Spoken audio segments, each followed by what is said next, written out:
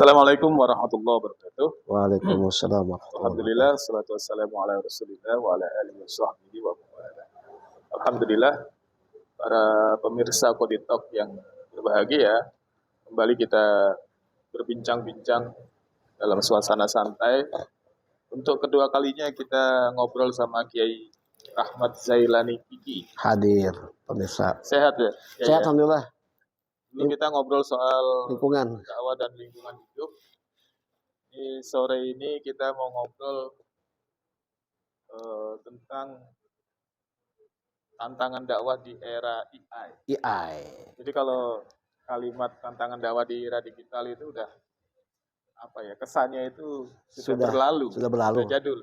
Digital itu kan segala sesuatu yang sudah menjadi teknologi yang tidak lagi konvensional, digital gitu kan, dari industri ke digital. Jadi ini udah masuk lewat itu, emang sudah melewati fase. Tapi secara khusus juga kita berbincang soal media dalam kehidupan masyarakat sehari-hari ya. Iya. Penggunaan media. Karena itu tetap kita stay tune di channel Koditok. Jangan lupa terus menyimak dialog ini. Iya. Like dan subscribe sebagai bentuk aspirasi kita, apresiasi kita terhadap obrolan dakwah, obrolan santai dakwah. Itu pembukanya aja. Ya. Kita masuk lagi. Baik, kembali kita dengan Kiai Kiki berbincang soal AI. Saya ingin mengawali dengan peristiwa besar yang terjadi di Nepal. Ya. Ini kan luar biasa ya, chaos yang masif di satu negara Nepal, dan pemicunya tentu beragam, tetapi peletupnya yang meledakkan itu kan proses ketika media sosial itu diblokir. Ya. Jadi WhatsApp diblokir, TikTok diblokir, Instagram diblokir, Gen Z-nya Nepal ini marah. Ya. Gitu kan. Terus kemudian demo, terjadi peristiwa penembakan, terus kemudian berujung atau berakibat pada kemarahan sipil terhadap negara, bakar macam-macam. Walaupun nanti kita lihat bahwa sebetulnya persoalan yang tersembunyi itu adalah ketimpangan, ketidakadilan dan sebagainya.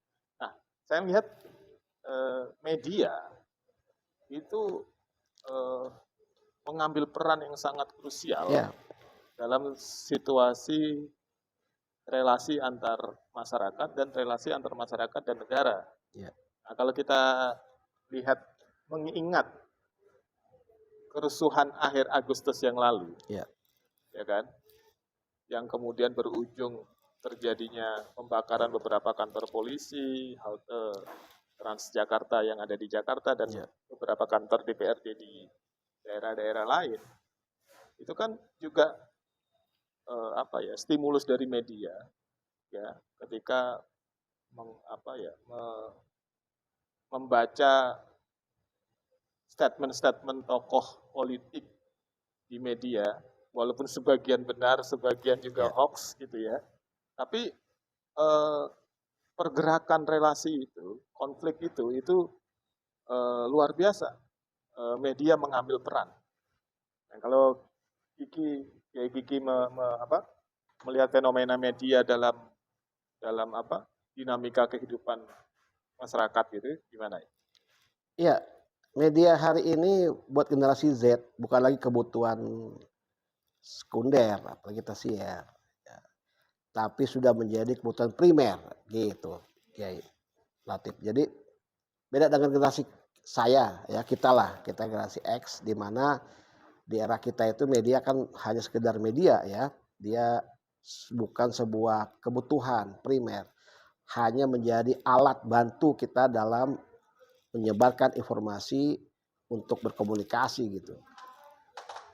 Tapi kalau hari ini generasi Z, media itu sudah menjadi media online, dan gadget yang mereka pegang hari ini sudah kepada kebutuhan primer.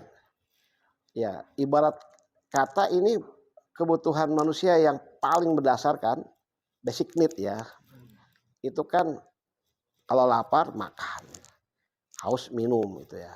Si Z kan itu ketika kebutuhannya itu hari ini bukan hanya sekedar makan minum, tapi juga bisa online, bisa bermedia sosial. Karena itu media sosial hari ini bukan lagi sebagai media, tapi sebuah kebutuhan yang mereka hidup di situ. Ya, jadi ibarat kata kolamnya ya. Kalau ikan kan ada kolam ikan. Kalau dikeluarkan dari kolamnya ya akan tersiksa gitu ya.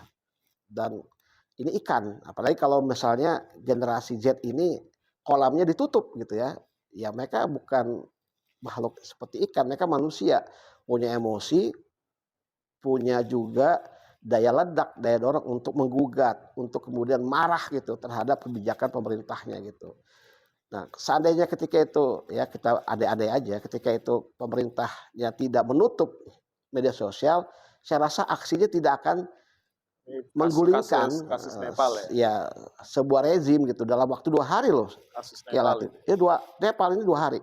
Jadi luar biasa cepatnya itu ya upaya penggulingan, bukan hanya di perdana menterinya, presiden juga terguling.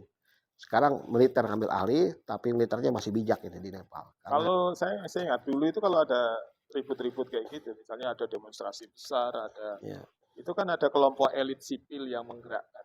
ya, Misalnya ada tokoh-tokoh yang secara rutin itu berdiskusi, ya, kemudian mengeluarkan statement, menyampaikan apa, mendeklarasikan satu tuntutan gitu. Kalau ya, sekarang itu sepertinya media itu menjadi sebuah wujud baru gitu ya, sebagai penggerak.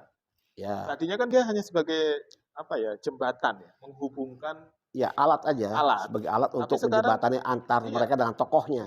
iya, Terhubung dengan tokohnya. Sekarang siapa tokohnya? Ini disebut dengan gerakan rimpang nih pemirsa nih. Jadi gerakan rimpang itu adalah sebuah gerakan masif melibatkan banyak orang, tapi yang menggerakkan algoritma. Yang menggerakkan adalah media sosial, komunikasi antar personal di media sosial. Nah, gak ada tokohnya kalau rimpang. Rimpang itu kan sebuah kata dari tumbuh-tumbuhan. Merimpang itu artinya kan menjalar, nggak jelas siapa yang menjadi uh, orang atau pihak yang membuat itu menjalar. Jadi alami itu. iya. Nah, jadi ini penting untuk dakwah kita nih ya, para dai terutama dayat, hati-hati di era sekarang. Jadi dengan adanya kasus kemarin di Indonesia, di Nepal, itu nggak ada tokoh sentralnya. Siapa tokohnya di Jakarta atau di daerah-daerah yang kemarin melakukan aksi? Itu karena adanya ya perasaan tertindas bersama lah misalnya gitu ya, pajak dinaikkan misalnya. Nah, itu komunikasi itu muncul dan kemudian karena merasa senasib, punya masalah yang sama, emosi yang sama, kemarahan yang sama. Nah, apalagi ada, maaf aja, ada beberapa pejabat kita yang kemudian dihentikan posisinya di legislatif juga menantang dengan melakukan flexing gitu ya. Tindakan-tindakan yang kemudian ditegur oleh presiden kita gitu ya. Untuk para pejabat jangan begitulah gitu kan. Untuk melakukan flexing di media. Karena media itu sudah begitu sangat ini, kalau bahasa saya itu media itu namanya juga media sosial, milik sosial gitu. Tidak ada wilayah privat, tidak ada relasi kuasa di situ. Tidak ada tuannya gitu. Siapa yang bisa mengendalikan isu-isu di media? Enggak ada. Namanya juga media sosial. Media milik masyarakat. Nah, sehingga tidak ada ketokohan di situ. Dan orang juga nggak mau diatur-atur sekarang, Latif. Nggak ada orang mau diatur. Dulu Siapa yang mau belum ada internet itu kan agent of change itu ada agent of change, tokoh-tokoh tertentu. tokoh-tokoh, Ya kenapa? lembaga-lembaga Nah, sosial tertentu gitu kan. Ya karena mereka memegang informasi. Organisasi-organisasi ormas atau organisasi kepemudaan Iya, atau organisasi iya, kemahasiswaan gitu kan. iya, Karena mungkin tadi itu yang pada saat itu informasi ada di tangan mereka, kemudian pikiran ada di tangan mereka, kemudian dia melakukan upaya gerakan-gerakan. Ada proses nasib, tapi informasi di tangan mereka. Ada kendali patron, ada patronasenya gitu kan. Sehingga ada, kalau ditunjuk ini gerakan ini siapa yang di belakangnya itu ketahuan. Ya, kayak kemarin yang mengajukan tuntutan 17+8 dengan warna pink, hijau. Iya. Itu yang menuntut siapa gitu. Akhirnya muncul proses identifikasi tuntutan yang bergembang di media. Nah, tapi kemudian siapa yang membawa itu ke DPR? Latif. Itu kan akhirnya muncul para influencer. Iya. Nah, jadi hari ini pemirsa, para daiyah, pemimpin hari ini influencer. gitu. Hikmahnya apa? Dakwah hari ini jangan ingin para dai yang menjadi pemimpin. Jangan, karena itu tertolak di kondisi gerakan rimpang hari ini gitu. Jadi media sosial adalah media rimpang. Media algoritmanya itu komunal. Jadi terikat antara satu sama lain tanpa ada yang mau dan mampu memimpin. Jadi siapakah yang bisa kemudian pengaruhi media sosial? Adalah influencer. Gitu. Orang yang aktif. Aktif, ya. Tapi apakah dia pemimpin? Enggak juga, karena influencer itu kan tidak sendiri, tidak tunggal.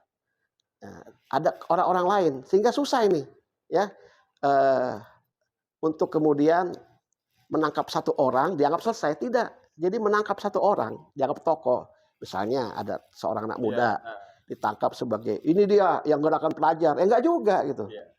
Ya, enggak karena juga. Dia membuat konten yang mengajak orang untuk melakukan tindakan. Ya, selama algoritmanya nggak dikuasai oleh yang ingin punya kendali terhadap masyarakat. Iya, karakter komunikasi masyarakat sekarang itu berubah. Pola komunikasinya. Ya, dan seluruh pihak juga saya kira harus beradaptasi. Misalnya pejabat, dia nggak bisa lagi mengeluarkan statement sembarangan. Karena setiap statement itu terekam, tercatat. Ya, ada rekam jejaknya lah. Rekam jejak, dan itu jejak misalnya kemarin seorang menteri yang baru saja dilantik, kemudian mengeluarkan statement yang agak dalam tanda kutip itu sedikit merendahkan gitu ya. Saya tidak ingin membahas persoalan itu, tapi kemudian langsung mendapat respon langsung luar biasa. Baru juga dilantik sudah mengeluarkan statement-statement yang padahal saya kira maksudnya tidak seperti itu. Gitu. Itulah kayak Latif Rasulullah sabda, man kana yu'minu billahi wal akhir falyaqul khairan aw liyasmut. Ini terbukti hari ini nih. Nah, ini hati-hati nih. Nah, jadi kalau nggak bisa bicara yang baik, lebih baik diam aja. Jadi saya kira ajaran Nabi itu banyak menyinggung persoalan kesalahan dari bangsa-bangsa terdahulu itulah ketidakmampuan dia menjaga lisan. Nah, jadi bahaya maka lisan. Kemudian dalam konteks komunikasi verbal pada era dulu itu komunikasi dengan lisan, pada era sekarang itu ya komunikasinya itu ya cenderung lebih kepada statement tulisan gitu ya. Ya, begini Ustaz Latif. Kita ini kan masalahnya bangsa yang memiliki persoalan dalam literasi nih. Literasi kita kan rendah nih. Tingkatnya di bawah nomor 2 nih. Sudah literasi rendah. Kalau literasi rendah itu artinya yang gampang kesasar emosi. Jadi kalau bicara tentang ilmu memetika ini kan ada 3 bagian otak nih. Ada reptil, limbik, neokortek gitu. Jadi kalau sebuah bangsa literasinya tinggi itu neokorteknya jalan, nalarnya jalan. Kita ini kan maaf aja rendah. Jadi gampang emosional. Jadi hati-hati nih pemirsa ya, dai-dai terutama nih. Hati-hati dalam melihat audiens sekarang. Ya, hati-hati dengan pilihan kalimat, diksi dalam menyampaikan ceramahnya. Kenapa? Karena satu, sudah masyarakat kita terserendah, ekonomi lagi terpuruk, maaf aja, kemiskinan kita ini 2 versi lah, versi dari BPS sama World Bank itu walaupun berbeda tapi menunjukkan besarnya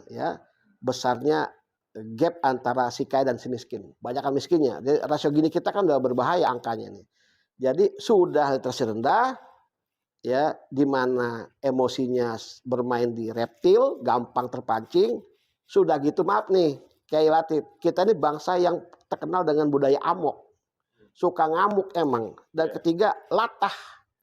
Ikut-ikutan. Jadi kalau ditanya orang ikut aksi, sebagian Kiai Latif itu latah. Itu namanya penyakit budaya itu. Latah dulu baru ngamuk atau ngamuk baru latah? Dua-duanya bisa. Jadi ngamuk karena latah karena ngamuk itu. Latah jadi ngamuk. Nah, ini kan akumulasi itu. Jadi bagi saya ini sangat sensitif dengan media bagi pemangku kebijakan pejabat. Hati-hati nih bicara yang terkait dengan urusan rakyat. Rakyat kita punya modalitas untuk ngamuk, emang punya budaya amok. Dalam studi sosiologi kan, antropologi itu udah kajian ilmiah lama itu kayak Latif. Posting-posting yang Hmm. memamerkan Nah, memancing dengan ucapan-ucapan yang kasar, rakyat tolol misalnya. Iya. Misalnya kan ada tuh ungkapan, itu kan dia pemicu juga, akumulasi lah. Ya, sambil kemudian memberikan kebijakan yang begitu bagi saya menyakiti karena terang-terangan naikin misalnya tunjangan pejabat. Itu ternyata di seluruh DPRD. DPRD juga begitu gitu kan. Pajak. Nggak cuma Bayangin di DKI pajak. ya? Pajak. Nggak cuma di pusat ya? Di daerah juga, di daerah juga karena kan gini, maaf aja, kebijakan moneter dan kebijakan fiskal kita ini kan tahun ini betul-betul kepada daerah disuruh kreatif oleh Menteri Keuangan yang lama itu. Suruh kreatif, bingung kan, karena gimana kreatif akhirnya nggak naikin pajak. Jadi kasus Pati itu pemicu. Nah, pembuka akhirnya, nah, kotak Pandora dari budaya amok. Jadi kita udah punya modalitas ngamuk nih, budaya amok, dan punya modalitas budaya latah Melayu yang gampang FOMO ya, gampang ikut-ikutan. Terus ada jembatan media yang masif tadi. Digencet sama ekonomi yang makin terpuruk, dihina dengan ucapan tolol. Nah itu jadi akumulasi. Nah gimana untuk ekspresinya? Ada yang mewakili. Misalnya lewat aksi, ini kan masih rasional nih. Tapi kalau udah malam masyarakat pulang kerja ikut-ikutan juga. Ya masyarakat yang nggak intelektual, ya bakar-bakaran, penjarahan, itu malam hari tuh. Kalau siang sore masih mahasiswa lah, masih ada korteknya. Mungkin kalau siang itu orang kerja, semua beraktivitas ya. Nah, cari uang. Jadi malam. Malam akhirnya habis pulang kerja lagi maaf aja. Disitulah pelampiasan terhadap semua akumulasi. Di kantor dimarahin bos. Ya. Di rumah dikejar-kejar pinjol. Lihat kayak begini, ingin ekspresi marah kemana? Akhirnya ikut-ikutan malam mereka, ya udah lagi nggak kerja nih ikut deh. Tapi karena nggak punya nalar, emosinya tinggi, ya sudah. Nah itu. Tapi gini, apapun katanya ada bandarnya, ada dalangnya. Saya sih nggak menafikan itu, Kiai Latif. Tapi itu ya penjelasannya. Hati-hati juga nih para dai ini. Jangan ikut-ikutan flexing lah kalau lagi dakwah. Ya. Apalagi pakai kata-kata yang kasar itu kepada mat'unya. Ya. Pemirsa Kodito, itu realitas yang terjadi. Ya, baca fenomena ya tentang akhir-akhir ini. Teknologi itu. Ya, kita masing-masing tentu punya pandangan telaah yang nggak mungkin sama ya, yang mungkin beragam gitu. Tapi suka tidak suka ya realitasnya itu media mengambil tempat yang sangat krusial dalam pergolakan kehidupan masyarakat. Gitu. Iya. Hubungan negara dengan sipil, dengan rakyat dengan sesama rakyat, dan bahkan perilaku itu akan dilihat secara terbuka oleh siapapun dan memberikan ruang untuk mengkritik juga secara terbuka lewat media.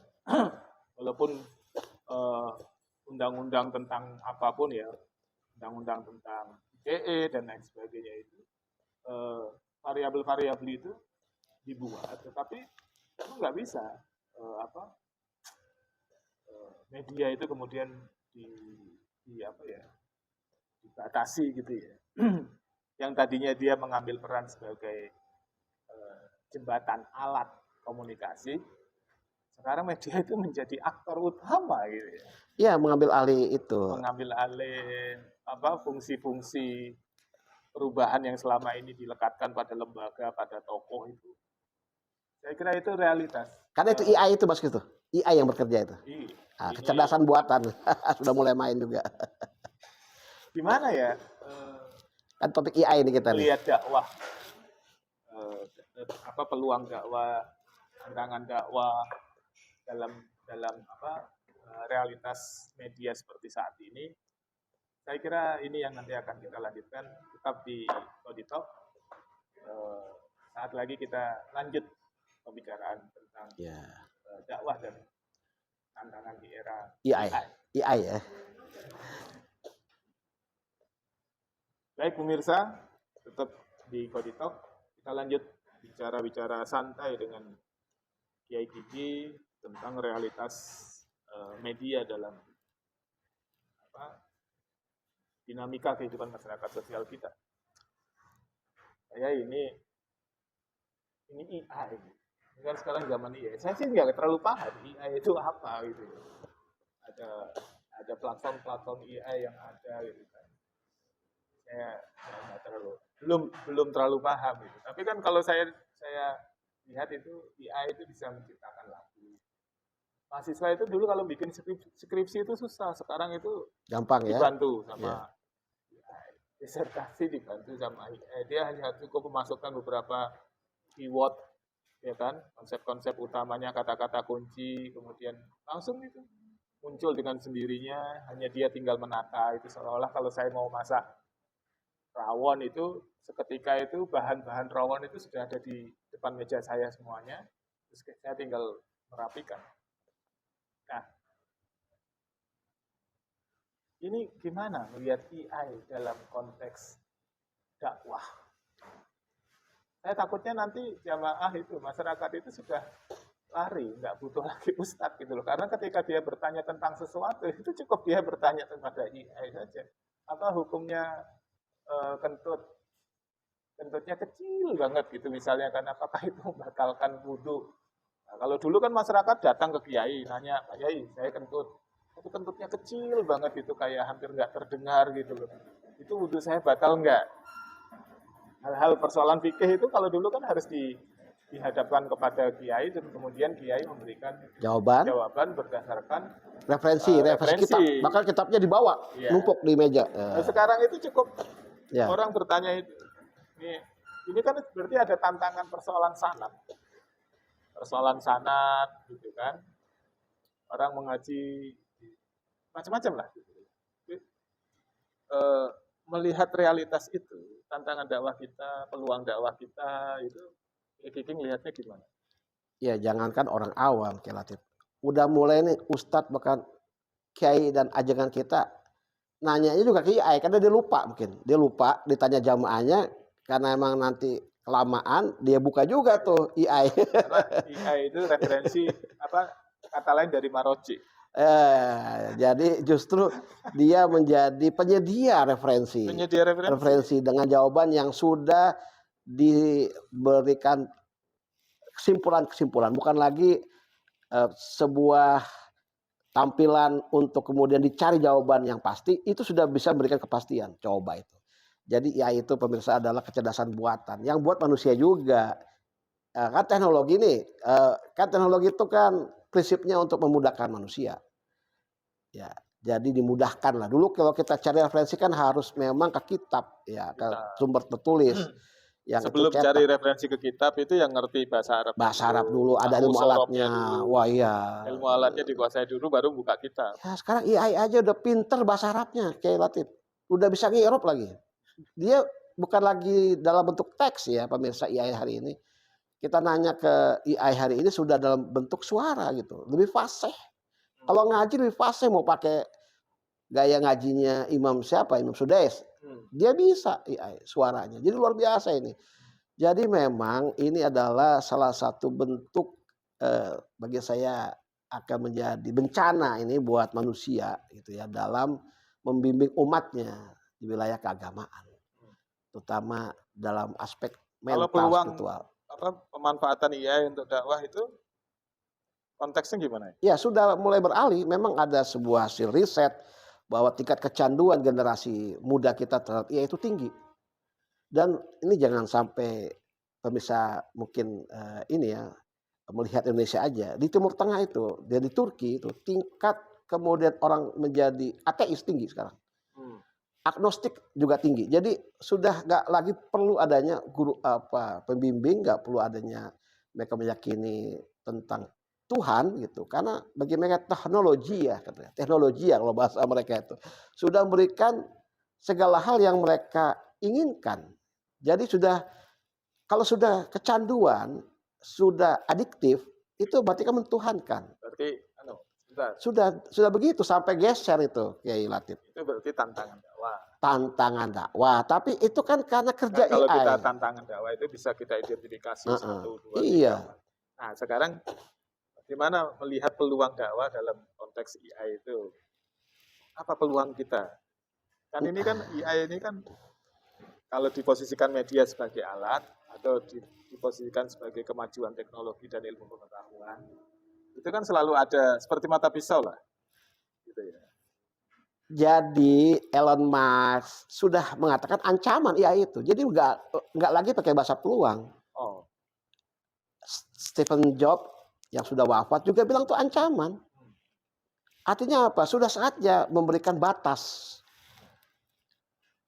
Bukan lagi gini, kalau bicara Sekarang peluang gini, kan berarti bisa dimanfaatkan nih. iya, ada nggak yang bisa dimanfaatkan dari? Ya, Karena AI itu yang menggerakkan mesin, kan? ya kalau Algoritma, ya bagus, apalagi pertanyaan bagus. Kalau AI di generasi sekarang namanya AI ANI, generasi ANI, Artificial Narrow Intelligence. Kecerdasannya masih di bawah kita. Artinya tuh AI masih kita suruh-suruh. Masih bisa kita kendalikan. Karena begini, AI itu pemirsa adalah mesin pembelajar. Mereka kalau kita tanya keliru, mereka akan terus belajar supaya menjadi lebih baik. Yang mengendalikan AI itu siapa? Ini sudah namanya mesin pembelajar, mereka terus belajar, sudah otomatis, sudah. Jadi kemampuan AI ini semakin lama Iya, semakin. ini kecerdasan independen. Beda dengan robot atau beda dengan software yang masih kita menjadi programmernya memprogram. Media massa ya. Ya. Di belakang media massa itu kan ada unit berpikir. Ya, ada orangnya. Ada orang yang mendistribusikan informasi. Mendistribusikan pemikiran, gagasan, pengaruh. Ya Kan? Media massa menjadi alat. Ya. Jadi media massa itu digerakkan oleh orang-orang yang berpikir di belakangnya. Nah, sekarang kalau AI itu. Nah, kalau AI masih. Kalau saya tanya misalnya bagaimana cara motor mogok, sebabnya apa? Hal yang sehari-hari gitu. Dia cari tuh. Dia langsung memberikan jawaban. Dia cari dulu, tapi kecepatan nyarinya kan sudah tinggi ini. Karena dia terus belajar. Jadi kecerdasan dia tuh kecerdasan yang sudah tidak bisa lagi dikendalikan oleh manusia. Bahkan Ustadz kalau mau ceramah, materinya tentang apa, dia langsung menulis, bertanya kepada AI itu langsung disuguhkan jawaban. Yang dalil, ayat, apa segala itu muncul. Disiapin bahannya kan? Disiapin bahannya. Nah, sekarang gini, kalau Kiai Kiki melihat, saya nggak tahu pemirsa sepakat nggak sama Kiai Kiki, tapi kalau nggak ada yang sepakat atau ada yang sepakat, ada yang nggak sepakat, saya senang. Biar dialog kita itu berjalan. Kalau semuanya sepakat ya saya kira juga nggak bagus.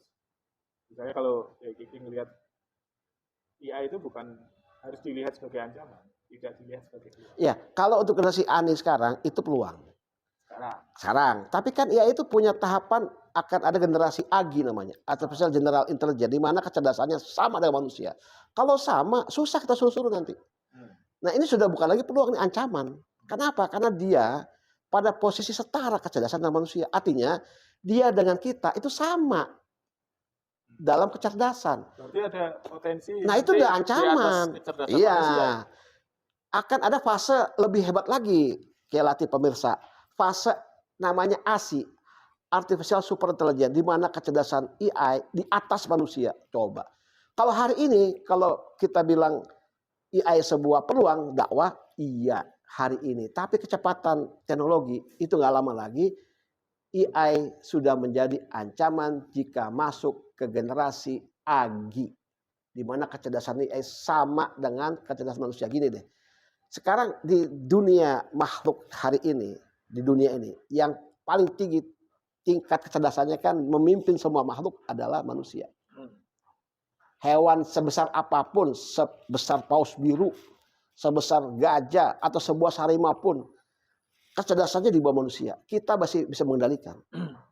Andai kata kalau sudah pada generasi AI, AGI, di mana ada makhluk yang tadinya kita ini tertinggi, ini ada makhluk yang sama tingkatannya sama kita, hidup berdampingan.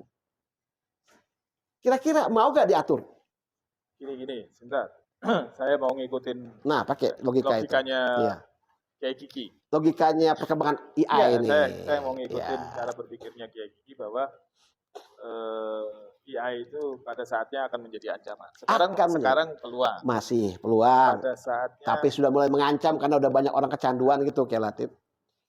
Anggap aja kita masih berpikir sekarang ya, peluang. Iya, peluang lah. Masih apa yang bagus. bisa kita manfaatin dari AI?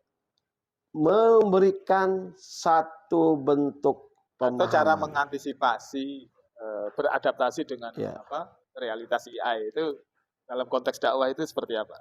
Iya. Tugas dai ya. Iya. Memberikan pemahaman kepada masyarakat, pada mat'u, bahwa mereka jangan bergantung pada AI. Nah itu. Misalnya kalau itu dibawa ke ranah operasional, itu Anda tuh nggak boleh ngaji sama AI. Iya, karena Anda harus bukan, ngaji sama ya, guru. karena bukan sekedar mendapat informasi, ada namanya keberkahan, Ruh. ada ketersambungan ruhani. Saya ini kan dosen juga. Jadi kalau mahasiswa bikin tugas-tugas makalah itu, saya udah nggak tahu ini makalah ditulis kamu atau kamu itu ngeprint dari AI, itu sudah nggak tahu saya. Karena nggak ada bedanya lagi. Ya. Susah. Nah, kalau konteks kembali ke dakwah tadi itu, misalnya konteks kalau ini masih peluang, apa yang bisa kita lakukan?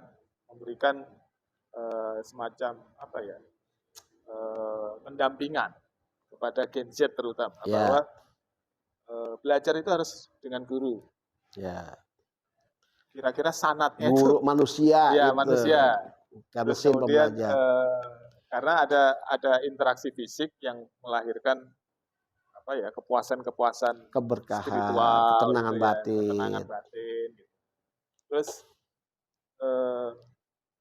ini nih tantangan terutama bagi dunia pendidikan Islam ya, bagi para dai juga gitu.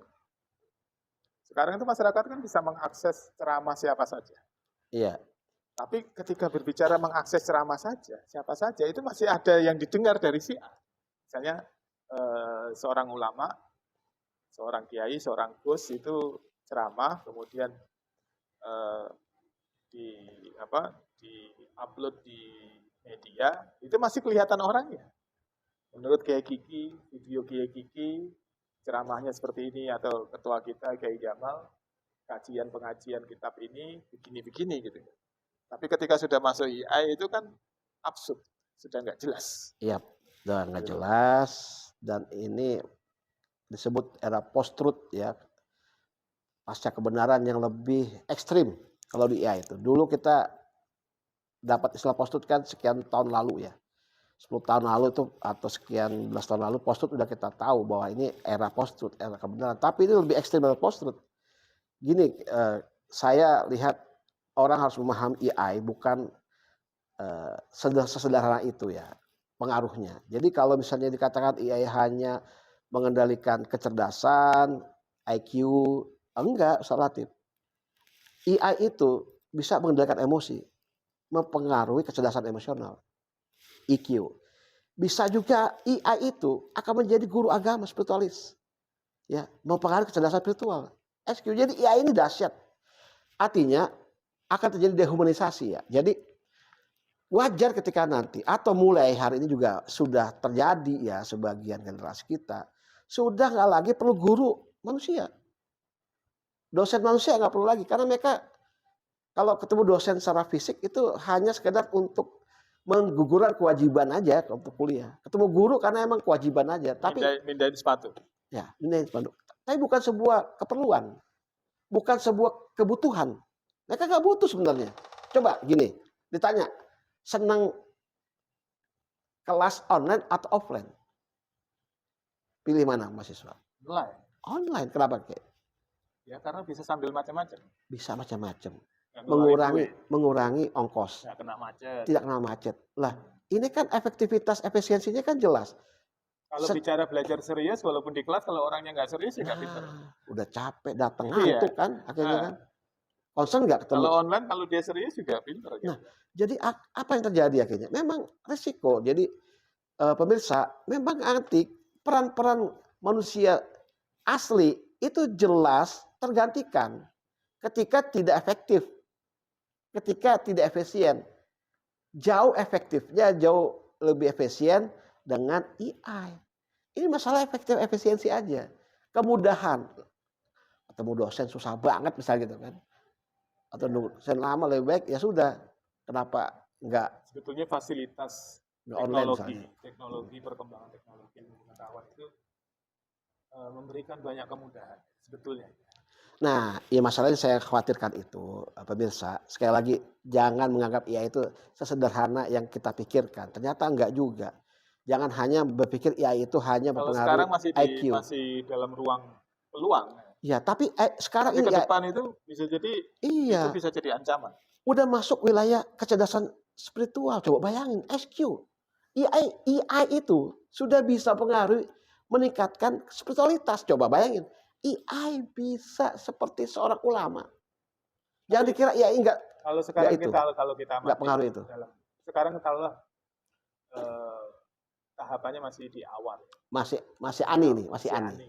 Tapi belum kan kalau kita lihat apa ya, impact dampak dari relasi masyarakat kita itu kan zaman saya dulu itu keterikatan anak-anak mahasiswa dengan organisasi kemahasiswaan, organisasi kepemudaan, institusi sosial, ya kan, forum-forum kajian itu kuat sekali. Ya kan, hampir semua orang itu kalau dulu itu waktu mahasiswa itu ya selesai kuliah dia datang ke satu sekretariat, dia ngikuti kajian, dia ikutin kegiatan-kegiatan macam-macam itu yang terlibat dalam berbagai kelompok masyarakat gitu ya. Sekarang itu kan sudah mulai renggang.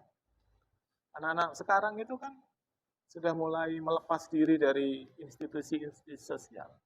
Dia melekat kepada institusi media, grup WhatsApp, ya kan, grup-grup gitu yang itu kenyataan yang ada gitu sebagai dampak. Tapi nggak tahu nanti pola relasi antar kita ke depan seperti apa. Saya kira tantangan dakwah itu. Iya, kayak Latif, ada fenomena child free, nikah tapi nggak pengen punya anak. Nah itu kan karena medsos, pengaruh medsos. Ada yang pengen punya anak tapi nggak mau nikah. Nggak mau nikah. Ada yang gitu kan? Ada. Dia nggak mau nikah dan nggak mau punya anak. Itu kayak begitu kan konsepnya dari mana yang ngajarin? Emang Ustadz ngajarin gitu? Enggak. Nah jadi dakwah kita hari ini, maaf ya pemirsa para dai, lawan kita tuh AI. Dalam konteks dakwah bukan sebagai peluang. Ada saatnya nanti. Karena gini ternyata AI. Sekarang AI kan membantu banyak. Membantu tapi nggak benar juga. Coba aja. Ustadznya aja banyak dibantu sama AI. Iya, tapi ustadznya kan bisa menyaring. Saya pernah juga berkali-kali coba di AI itu. Ternyata jawabannya itu seakan-akan benar padahal nggak benar. Ya Latif. Ya, artinya sumbernya dari mana coba? Berarti kan ada resistensi. Yang dulu itu kan kalau misalnya, makanya benar ayatnya itu aja, akum fasikun binabain fatabayanu. Jadi konsepnya itu ada proses konfirmasi ulang. Nah, sekarang anak-anak sekarang itu ketika dia membuka handphone, cari tanya kepada AI itu dianggap sebagai sebuah kebenaran absolut. Langsung jawabannya itu tidak ada konfirmasi. Padahal saya cek lagi. Nah, yang bisa ngecek, yang memiliki atau kemampuan untuk mengecek, kebiasaan mengecek itu kan generasi X. Iya. Yang bisa memberi generasi Z itu instan aja ya. Yang bisa mengkonfirmasi ke banyak referensi karena kan kaya referensi generasi X kan. Kalau Z kan enggak. Perpustakaan mana yang mereka akan datangi gitu untuk cari referensi, untuk mencari perbandingan jawaban dari AI kan susah. Balik lagi ke AI. Nah, jadi gini, pemirsa ya, tantangan dakwah apa peluang jadinya? Nah, ini pertanyaan kita lagi tuh balik. Iya, saya kira tetap masih ada peluang. Peluangnya apa kira-kira? Nanti dengan sendirinya peluang itu juga muncul. Misalnya terjadi bencana alam itu ada peluang juga. Peluang terjadinya banyak hal itu. Saya kira kan selalu ada peluang, selalu ada tantangan. Gitu kan. Untuk AI ya, untuk AI. Inna ma'al usri. Justru untuk AI tapinya akan ada fase di mana jadi ancam betul ya. Kalau bicara tahapan. Iya, saya kira saya juga mikir-mikirin depannya gimana gitu ya. Dulu itu kalau kita masuk tol itu kan ada petugas yang ngasih tiket. Terus kemudian keluar tol ada petugas yang menerima pembayaran. Nah, kemudian terjadi era internet, digitalisasi, dalam tanda kutip terjadi semacam dehumanisasi. Artinya orang itu sudah lagi nggak butuh orang yang jagain pintu tol. Itu kan berapa ribu orang akhirnya kehilangan pekerjaan karena efek dari digitalisasi atau internet itu nah, satu sisi memudahkan karena tidak ada proses antri yang terlalu lama. Apalagi kalau kita bayar itu dia minta kembalian yang receh-receh itu lama itu. Zaman saya kuliah itu kalau bis masuk tol itu ketika keluar itu tempat itu pintu tol keluar itu fungsinya tidak sekedar bayar, penukaran uang. Karena banyak kembalian penumpang itu yang nggak bisa dibayar itu dan nukernya di pintu tol. Ya. Nah, terjadi antrian lama. Ini sekarang maju, antrian tidak ada, tapi efeknya penyerapan tenaga kerja berkurang. Nah, ke depan ini kan saya bayangkan ini lama-lama ini ketergantungan manusia dengan manusia itu semakin hilang. Mungkin digantikan dengan robot, digantikan dengan macam-macam gitu ya. Udahlah, nggak usah mikirin yang aneh-aneh lah. Kita mikirin kembali ke konteks kemarin ya. Dakwah apa kemarin? Ya, betapa media mengambil peran krusial dalam Ya. dalam setiap realitas relasi di tengah-tengah masyarakat kita. Memimpin aksi. Memimpin aksi dan algoritmanya ya. Tapi ya kalau boleh itu ya saya pertama para elit-elit politik itu sudah harus mulai menata kembali setiap ucapan, setiap perbuatan.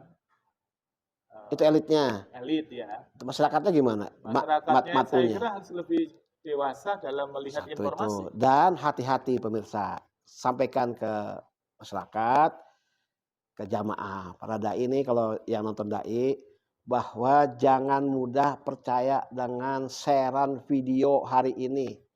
Karena lagi-lagi sekarang video itu sudah banyak dalam bentuk AI. Wajahnya udah kayak kita, ngomong kayak kita, padahal kita nggak pernah ngomong kayak begitu. Tapi nggak apa, sebagai closing ya. Ini kalau ngobrol jadi ini lama, hati-hati. kalau saya bikin closing itu, pertama elit politik itu menjaga sikap, menjaga ucapan, menjaga segala perilaku. Karena itu pasti akan diekspos oleh media, akan terekam. Dan kedua ya, tentu dia harus lebih berpihak kepada kepentingan masyarakat, karena walaupun ucapannya dijaga, perilakunya dijaga, tapi kalau kemudian alur kebijakannya tidak berpihak, itu pada saatnya itu akan terjadi letusan-letusan yang lebih dahsyat. Ya. Itu yang kita jaga bersama. Naudzubillah min dzalik, itu jangan. Tapi kalau itu dibiarkan, itu saya nggak membayangkan kemarin itu luar biasa itu. Tapi semoga ini kita memberikan apresiasi kepada pemerintah cepat menyelesaikan itu. Yang kemudian elit-elit dakwah ini, elit-elit dakwah ini juga kadang juga flexing juga ya. Pamer mobil gitu kan, pamer rumah gitu kan. Ya ini dai-dai selebritis ini saya kira juga harus lebih mawas diri melihat, karena kita ingin masyarakat itu hidup penuh dengan kesederhanaan, tetapi kita sebagai dai justru menampilkan kemewahan di tengah-tengah ruang taklim kita. Itu ya hidup sederhana lah, sebagaimana yang dicontohkan oleh Rasulullah SAW. Kepada masyarakat, pada umat itu yang tadi disampaikan Kiai Kiki itu ya lebih cerdas, lebih mawas diri, lebih dewasa, tidak kagetan dalam dunia media seperti itu. Setiap informasi harus pandai-pandai memilah dan memilih.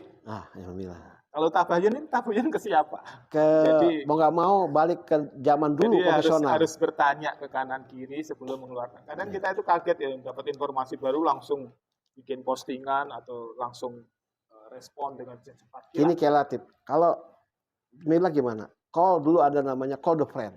Ya. Telepon ustadznya. Ya. Nah, IAI ngomong gini nih, tanya ustadz bener gak kata IAI? Jadi verifikasi. Jawabnya itu juga nanya. Nah, itu masalahnya kalau ustadznya nanya ke IAI. Jadi ada verifikasi. Nah, verification.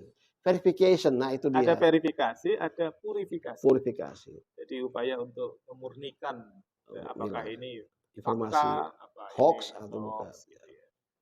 Jadi itu kepada para jamaahnya, kepada para dai, para mubalik.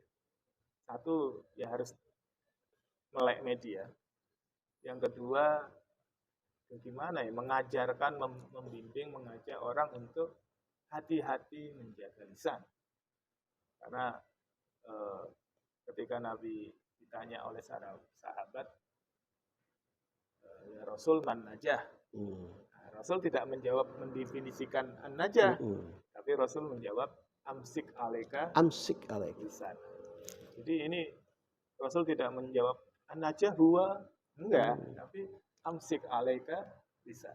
Misal sekarang tuh jempol ya. ala khoti. Jempol sekarang. Kira-kira begitu. Sekarang itu jempol. Iya. Jempol dan mulut, lidah Iya. juga. Tapi kalau lidah itu terbatas pada komunikasi personal. Iya. Tapi kalau sudah jempol itu sudah masuk kepada komunikasi publik Iya. yang jauh lebih luas. Peran dai itu, di samping itu juga dai-nya juga harus mawas diri dalam berucap. Iya. Jangan menimbulkan kekisruhan, ya kan? Kemudian menimbulkan potensi iftiraq, ya kan? Kalau ikhtilaf itu masih mending. Iya. Kan orang nggak bisa tidak ikhtilaf, pasti ikhtilaf. Itu kenyataan gitu. Karena ikhtilaf itu kemudian membangun tastabiqul khairat dalam berpikir, dalam berpendapat itu kan ikhtilaf. Tapi yang nggak boleh itu kan iftiraq. Wala taftariku. Nah, itu lupa saya ayatnya. Nanti cari sendiri ketemu gitu ayat. Nah, terakhir Kiai Kiki mungkin closing kalimat singkat. Ya, closingnya ini Kiai Latif, pemirsa sekalian, bahwa hari ini kita harus kembali memanusiakan diri kita. Karena jelas apapun AI itu bukan manusia. Ya. Sepintar apapun dia bukan manusia. Dia tidak akan membimbing terlalu jauh karena dia punya batasan juga. Nah, yang terbaik adalah tetaplah menjadikan manusia sebagai guru. Manusia yang mana yang punya ilmu dengan sanad keilmuan yang jelas. Karena itu akan terjamin untuk tidak menyesatkan pikiran kita dan tidak membuat emosi kita menjadi panas. Karena ilmu yang berkah itu ilmu yang memberikan jalan keluar, yang mencerahkan dan juga yang menyejukkan kolbu siapapun. Nah, kolbu itu tidak dimiliki oleh AI. Kolbu itu hanya dimiliki oleh manusia. AI nggak punya kolbu. Jadi nur cahaya itu tetap ada di manusia. Tetaplah walaupun kita ini akrab-akrab dengan AI setiap hari. Ya, AI jadi konsultan untuk urusan kehidupan kita, bahkan urusan agama kita. Itu sebagai alat bantu. Ya, referensi bantuan aja. Tapi bukan menjadi referensi utama. Baik, gitu. Makasih Kiai Kiki Ningo.